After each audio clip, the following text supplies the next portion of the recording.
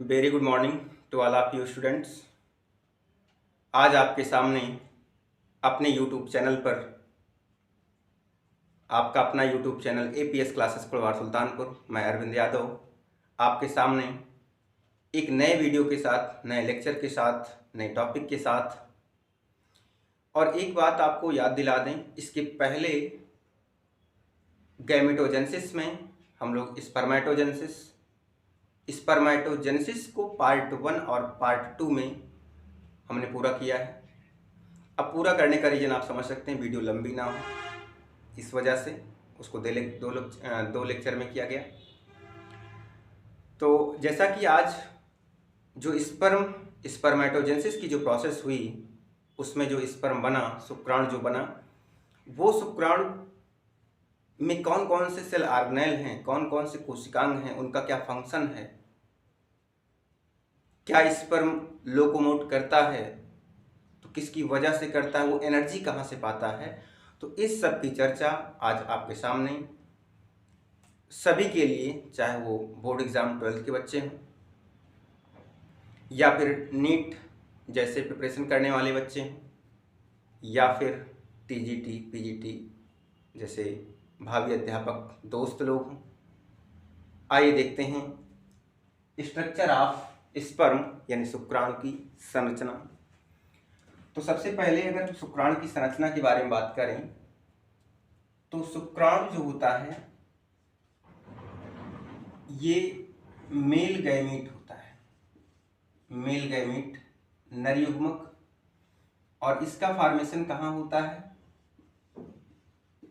Testis में। Testis के किस भाग में होता है? तो सेमिनिफेरस ट्यूब्यूल में, ट्यूब्यूल्स में होता है। ये सब आपको इसके पहले वाले लेक्चर में बताया गया है। आप इस लेक्चर को देखने के बाद पहले वाले लेक्चर को पार्ट 1 और पार्ट 2 को जरूर देख लेंगे। फिर भी हम रिवाइज करते हैं आपके लिए यहाँ पर भी थोड़ा सा। फिर ये स्पर्म जो होता है ये हम इसको कहेंगे कि यूनिसेलुलर होता है, यूनिसेलुलर। और हैप्लॉयड होता है। हैप्लॉयड का मतलब अगुणित होता है, और अगुणित का मतलब इसमें जो क्रोमोसोम होता है, गुणसूत्र, वो 23 होते हैं। ठीक है, जो क्रोमोसोम का नंबर है। और ये जो स्पर्म है मियोसिस डिवीजन के बाद बनता है। ठीक है, मियोसिस डिवीजन यानी जो स्पर्मेटोगोनियम सेल होती है उसमें एट लास्ट की बात करें कि मियोसिस फर्स्ट और मियोसिस सेकेंड होकर के तो वो स्पर्म में बदलता है। ठीक है ना, शुक्राणु में बदल जाता है। तो इसी शुक्राणु की रचना कैसे है शरीर के अंदर, उस एक सेल में शुक्राणु कैसे होता है, उसका काम क्या है। तो जो शुक्राणु का मेन फंक्शन होता है, इसका काम है फर्टिलाइजेशन यानी निषेचन करके एक नए शिशु को जन्म देने का, फीमेल गैमेट के साथ मिल करके निषेचन का काम है। ठीक है, आगे वंशज को बढ़ाने का काम है। तो इसके बाद हम इसके स्ट्रक्चर के रूप में इसमें क्या क्या मेन पार्ट होता है, इसके कितने भाग होते हैं, उसके बारे में बात करें। तो आइए देखते हैं कि जो स्पर्म है शुक्राणु, तो शुक्राणु में क्या होता है कि शुक्राणु के हम ये कहें कि मेनली मुख्यतः 3 पार्ट्स होते हैं, 3 पार्ट्स हैं। अब 3 पार्ट में एक चौथा पार्ट भी हम लोग कह सकते हैं, बाकी 3 ही पार्ट मुख्य मानिए। तो पहले पार्ट की बात करें तो कहेंगे कि हेड है। दूसरे की बात करें तो हम लोग मिडिल पीस की चर्चा करेंगे, मिडिल पीस यानी मध्य भाग। और तीसरे की चर्चा कर लें तो उसको बोलेंगे टेल। ठीक है ना, पूछ। तो अब इसी में जब चौथे, ये तो 3 आपके मेजर पार्ट हो गए। ठीक है, तो जब अगर चौथे पार्ट की बात करेंगे कि जो चौथा पार्ट है, तो आप हेड और मिडिल पीस के बीच में एक पार्ट दे सकते हो जिसका नाम है नेक, जिसको हम लोग क्या बोलते हैं, ग्रीवा, ठीक है ना, ग्रीवा। और जहां पर दो सेंट्रियोल होते हैं, एक तो न्यूक्लियस के जस्ट बगल और एक जो है मिडिल पीस की तरफ होता है। और वो सेंट्रियोल का काम क्या है, आइए देखते हैं, स्ट्रक्चर में समझेंगे उस चीज को। तो ये 3 मेजर पार्ट हो गए स्पर्म के। अब इसके बाद स्पर्म के स्ट्रक्चर में इसकी संरचना कैसे होगी, इसमें कौन कौन से पार्ट होंगे, कौन कौन से सेल आर्गन होंगे। अब देखिए, जैसे 3 पार्ट है इसके, मतलब इस शुक्राणु के 3 पार्ट हैं। तो पहले पार्ट हेड की बात करें, हेड, और दूसरे की बात करें मिडिल पीस की, मिडिल पीस, और तीसरे में देखें टेल पार्ट में। तो इसमें तीनों में अपने अपने अलग अलग सेल ऑर्गेनेल होते हैं। वो सेल ऑर्गेनेल्स यानी कि कोशिकांग। तो कोशिकांग किसे कहते हैं, कोशिका के अंदर पाए जाने वाले अंगों को कोशिकांग कहते हैं। जैसे आपको पता होगा, mitochondria, गाल्जी body, endoplasmic reticulum, lysosome, ठीक है ना, तो राइबोसोम, ऐसे बहुत सारे कोशिकांग हैं। उन्हीं कोशिकांगों में से इस स्पर्म के पास भी 3 कोशिकांग हैं। और उन कोशिकांग में कौन से पार्ट में कौन सा कोशिकांग होगा, आइए देखते हैं। तो जैसे हेड में क्या होता है, तो जो हेड पार्ट है, तो हेड में आपका गाल्जी एपरेटस मिलेगा या गाल्जी बॉडी कह सकते हैं इसको। और जो मिडिल पीस में होता है वो माइटोकॉन्ड्रिया, और जो टेल में होता है उसको नॉर्मली हम लोग सेंट्रियोल बोलेंगे, क्योंकि सेंट्रियोल में जो फिलामेंट यानी कि धागे जैसी रचना होती है, निकलती है, वो सीधे टेल को पूरे लास्ट तक जाती है वहाँ तक। तो इस चीज़ को हम लोग स्ट्रक्चर में समझ पाएंगे। तो यहाँ से क्वेश्चन बहुत ज़रूरी है, काफ़ी नीट जैसे या हम लोग टीजीटी पीजीटी जैसे अध्यापक जो बनने वाले हैं उनके लिए भी, कि शुक्राणु के हेड पार्ट किसका बना होता है या उसमें कौन सा सेल ऑर्गेनेल होता है, तो गाल्जी बॉडी। मिडिल पीस में कौन सा ऑर्गन होता है, माइटोकॉन्ड्रिया। टेल में कौन सा ऑर्गन होता है, तो सेंट्रियोल। यहाँ से क्वेश्चन पूछे जा सकते हैं, तो ये क्वेश्चन याद रखना है। अब इनके फंक्शन के बारे में, कार्य के बारे में चर्चा करेंगे। तो ये कार्य जो है, तो अब स्ट्रक्चर देख लेते हैं इनका, और ये आप जरूर याद रखें सब। शुक्राणु की संरचना, तो सबसे पहले इनके हेड पार्ट की रचना करते हैं हम लोग। यहां पे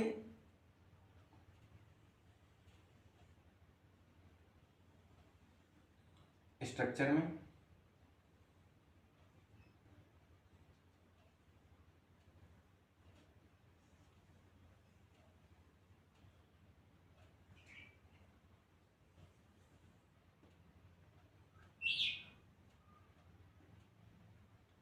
इस तरह से आप नॉर्मली बना पाएंगे इसको।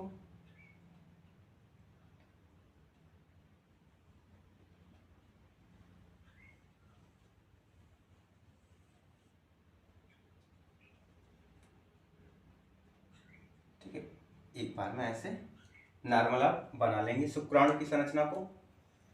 तो सबसे पहले यहां पर देखें हम लोग, और इसके ऊपर एक लेयर दिखा देते हैं आपको प्लाज्मा मेम्ब्रेन की।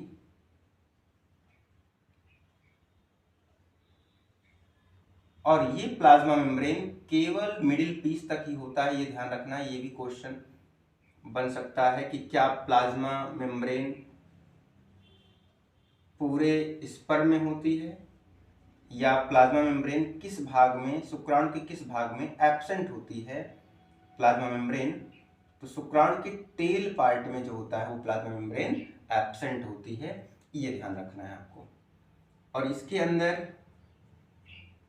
एक कुछ गोलाकार अंडे जैसी रचना होती है, जिसको क्या बोलते हैं, एक्रोसोम कहते हैं। ये रचना जो है, ठीक है, एक्रोसोम हो गई। और इसी हेड पार्ट में ही एक लंबा अंडे के आकार का न्यूक्लियस होता है, केंद्रक, और इसी केंद्रक के नेक पार्ट में यहां पर देखें एक सेंट्रियोल, और एक सेंट्रियोल कुछ मिडिल पीस की तरफ होता है, जिसको डिस्टल और प्रॉक्सिमल सेंट्रियोल कह सकते हैं। और इस सेंट्रियोल से, यानी कि जो सेंट्रियोल मिडिल पीस की तरफ है, नीचे की साइड में है, उससे एक तंतुवत धागा निकलता है, बिल्कुल पतला धागा, जो सीधे टेल की ओर जाता है इस तरह से। और इस मिडिल पीस में जैसे इतना पार्ट यहां तक देखें हम लोग, इतना पार्ट, तो ये हेड का रीजन बोला जाएगा, ये है शीर्ष भाग, हेड। और बीच में जो हमने आपको नेक का रीजन दिखाया था, तो नेक को यहां से लेकर के इतने पार्ट को नेक कहते हैं, ठीक है ना, ग्रीवा या गर्दन आप कह सकते हैं, ग्रीवा। और उसके बाद ये रचना जो है, यहां से जहां तक ये प्लाज्मा मेम्ब्रेन है वहां तक की रचना जो है ये मिडिल पीस कही जाती है, इसको ध्यान रखेंगे, मिडिल पीस। और यहां से लेकर के, यानी ये वाला जहां तक ये प्लाज्मा मेम्ब्रेन है, उसके नीचे का जो पार्ट है, इस रीजन को टेल कहते हैं, यानी कि पुच्छ रीजन कहा जाता है इसको। अब इसके अंदर यहां पर तो हो गया गाल्गी बॉडी से ये बना हुआ पार्ट, आपको यहां से दिया गया। तो अब आपको ये तीनों पार्ट मेनली याद रखना है। तीनों पार्ट में अब आपको ध्यान में आ गया होगा कि किस पार्ट में कौन कौन सा सेल ऑर्गेनेल था। तो अब इसके ऑर्गेनेल के बारे में, इसके बाद इसके फंक्शन के बारे में देखेंगे, तो उसका काम क्या है, तो वहां पर आपको एकदम क्लियर कंफर्म समझ में आ जाएगा। तो इसके बीच में यहाँ पर कुछ स्पाइरल तरह, यानी कुछ सर्पिलाकार में, ठीक है, सर्पिलाकार में माइटोकॉन्ड्रिया का रीजन होता है, इस तरह से।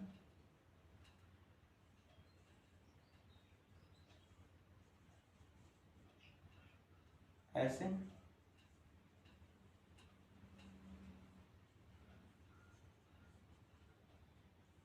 ठीक है, ऐसे। इसको कुछ थोड़ा सा ब्रॉड बना दीजिए, जिससे आपको लगे कि माइटोकॉन्ड्रिया दिख रहा है भाई, ऐसे थोड़ा सा। अब जबकि ये यूनिसेलुलर होता है, तो आप समझ सकते हैं कि एक कोशिका कितना बड़ा होगा, सूक्ष्म होता है, तो आपको ये माइक्रोस्कोप से देखने से कुछ ना कुछ नजर आएगा, ठीक है ना।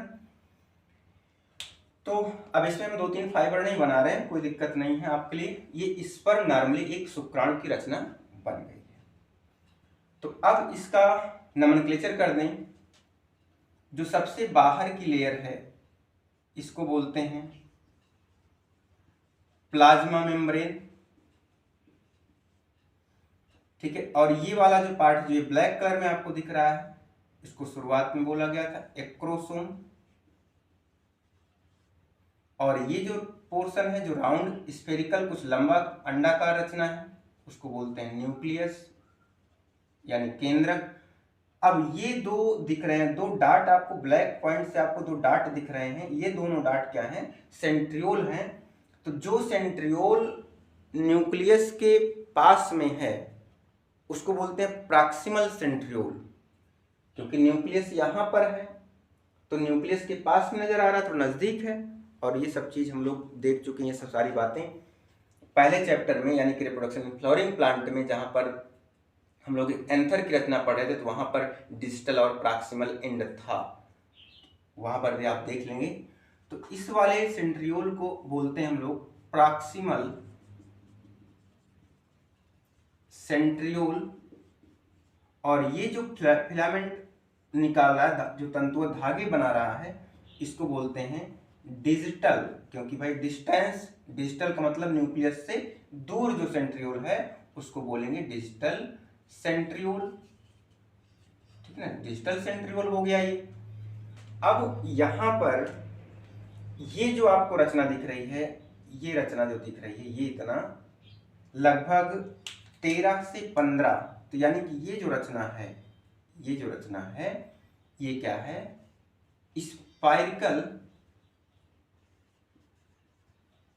स्पाइरिकल माइटोकॉन्ड्रिया, ठीक है ना, स्पाइरिकल माइटोकॉन्ड्रिया कांड्रिया हो गई। अब इसकी संख्या नॉर्मली हम ये कह सकते हैं 14 से 15 तक होती है, ये भी याद रखने योग्य बातें हैं। अब इसके बाद इतना जो टेल रीजन है, तो टेल रीजन में कौन सा किस पार्ट का धागा आया है, सेंट्रियोल का। इसका मतलब जो टेल रीजन होता है वो किसका बना हुआ है, सेंट्रियोल का बना हुआ है, और उसी सेंट्रियोल की वजह से वो लोकोमोट कर सकता है, यानी कि तरल पदार्थ में वो तैर सकता है, अच्छे से लोकोमोट कर सकता है, मतलब चल सकता है। ठीक है, तो ये स्पर्म स्ट्रक्चर बहुत आसान है, आपको समझ भी आ रहा होगा कौन कौन से पार्ट कैसे हैं। तो अब यहाँ पर जो इनके सारे पार्ट हैं, मतलब सबका काम क्या है, तो सबसे पहले काम में आपको स्ट्रक्चर पहले देख लें, तो उसके बाद हम इसको यहाँ पर आपको काम के बारे में बताते हैं इसके। अब यहाँ पर आइए थोड़ा सा देखें कि जैसे सबसे पहले अगर निषेचन करना है, निषेचन के लिए स्पर्म और ओवम का मिलना जरूरी है।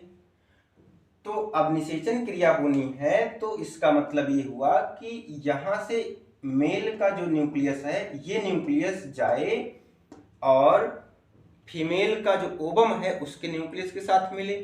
तो अब जब फीमेल का ओवम है तो उस ओवम की वाल को भी टूटना जरूरी है, तभी तो न्यूक्लियस के अंदर जाएगा स्पर्म का न्यूक्लियस। तो इसके पास जो एक्रोसोम है, एक्रोसोम जो गाल्जी बॉडी से निर्मित पार्ट होता है, यानी गाल्जी बॉडी से निर्मित रचना एक्रोसोम, ये एक एक्रोसिन या हाइलुरोनिडेज एंजाइम रिलीज करता है। यानी आप यहां पर कह सकते हो कि जो एक्रोसोम है, इस एक्रोसोम से एक एंजाइम रिलीज होता है हाइलुरोनिडेज एंजाइम। ये बिल्कुल ध्यान में रखना है आपको, इस तरह से। तो एक्रोसोम से एंजाइम रिलीज हुआ, तो ये एंजाइम क्या करता है, उस ओवरी से निकला हुआ जो अंडा होता है अंडे की दीवार को तोड़ने का काम करता है। जैसे हम यहाँ पर कहें कि ये एग है, ठीक है ना, ये ओवम है, फीमेल का ओवम, इसके अंदर ये न्यूक्लियस है, ठीक है। अब ये स्पर्म जो है, ये शुक्राणु जो है इस तरह से ऐसे, तो ये इसका न्यूक्लियस है।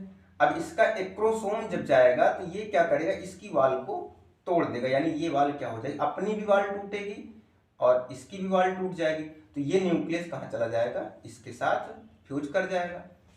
तो ये जो हाइलुरोनिडेज एंजाइम है, ये अंडे की दीवार को तोड़ने का काम करता है।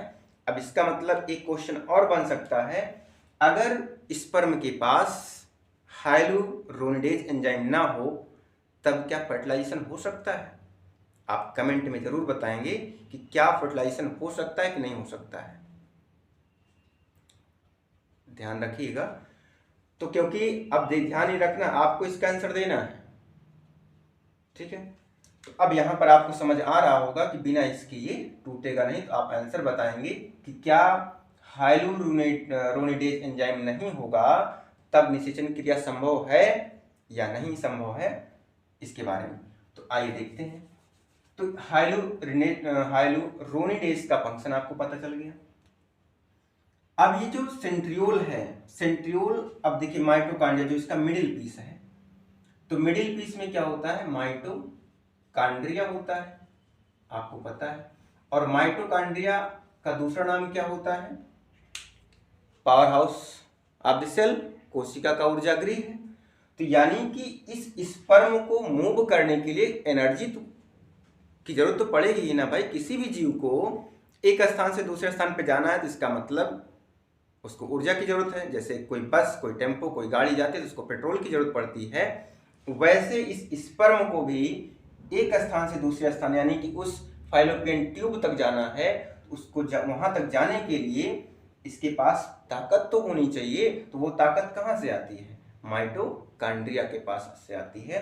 और माइटोकॉन्ड्रिया में जो एनर्जी होती है वो किस रूप में स्टोर होती है, हम लोग 11th अच्छे से पढ़े हैं इसको, सेल ऑर्गेनेल को एटीपी के रूप में, एटीपी एडेनोसिन ट्राइफॉस्फेट के रूप में होती है। तो वहां पर आप जरूर देखें इसको। तो माइटोकॉन्ड्रिया से इन्होंने क्या ले लिया, एनर्जी। उसके बाद सेंट्रियोल है। अब ये सेंट्रियोल यानी तारक का तारक केंद्र क्या होता है यहाँ पर देखें, इससे जो फिलामेंट यानी तंतुवत रचना निकलती है, तंतुवत रचना वो सीधे पूंछ तक, यहाँ तक टेल तक गई है, और ये पूंछ को हिलाता हुआ इधर उधर, जैसे सांप आप देख ना ऐसे ऐसे ऐसे करता है, लोकोमोट करता है, उसी तरह से ये ऐसे पूंछ को, जैसे ये मान लीजिए है इस तरह से, ऐसे ऐसे हिलाएगा तो ये आगे आगे फॉरवर्ड बढ़ता जाएगा, और एट लास्ट वो फैलोपियन ट्यूब में जा करके उस ओवम से मिल जाता है और वहीं पर निषेचन क्रिया को संपन्न करता है। तो ये इतनी बात जो है आपको समझ आनी चाहिए कि स्पर्म का स्ट्रक्चर कैसे है, और इसके स्ट्रक्चर में जो जो सेल आर्गन है और उन आर्गन का फंक्शन क्या क्या है आपको समझ आ गया होगा। अगर समझ आ गया है तो आप पहली बार देख रहे हैं तो इसको सब्सक्राइब कर लें अपने एपीएस क्लासेस कुड़वार सुल्तानपुर को, और लाइक शेयर कमेंट जरूर करें। नेक्स्ट